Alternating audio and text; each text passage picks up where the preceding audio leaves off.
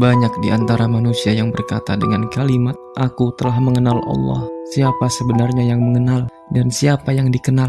Kadang sebagian berkata dengan gairah spiritual, kadang sebagian berkata dengan ilmu, kadang sebagian berkata dengan rasa, dan kadang sebagian berkata hanya di lisan. Tapi jika masih ada aku yang merasa telah mengenal, bukankah itu tanda bahwa akumu belum lenyap? Di hadapan cahaya yang mutlak, aku hanyalah bayangan yang akan larut dalam terangnya. Maka bagaimana mungkin bayangan berkata, "Aku telah mengenal sumber cahaya"?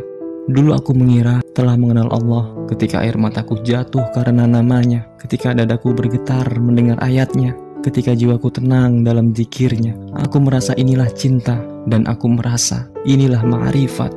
Namun perlahan Allah mengajarkanku dengan caranya yang lembut namun tegas.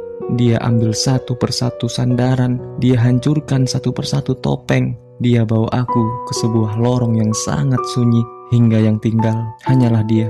Dan saat aku benar-benar kehilangan segalanya, aku pun kehilangan diriku.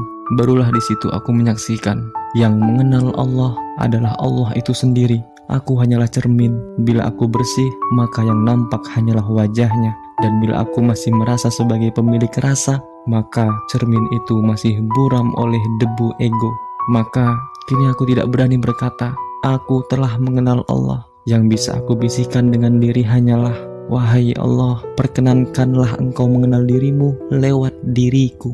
Karena hakikatnya, kenal itu bukan pada lisan, bukan pada ilmu, dan bukan pada pengakuan. Kenal itu adalah fana, kenal itu adalah sirna dalam satu. Kenal itu tidak butuh saksi karena hanya Dia yang ada. Jadi, jika seseorang berkata bahwa ia telah mengenal Allah, mungkin itu adalah awal dari perjalanannya. Atau mungkin ia telah sampai tapi tidak menyadari bahwa tiada aku yang sampai. Atau mungkin hanya Allah yang tahu apakah itu suaranya dalam dirinya. Biarlah aku tidak dikenal, biarlah aku tidak dipuji, asal engkau mengenal dirimu dalam cermin rapuhku. Sebab pada akhirnya yang mengenal hanyalah Dia, yang dikenal pun juga Dia. Bahkan yang menjadi cermin pun adalah miliknya. Tiada aku di antara keduanya.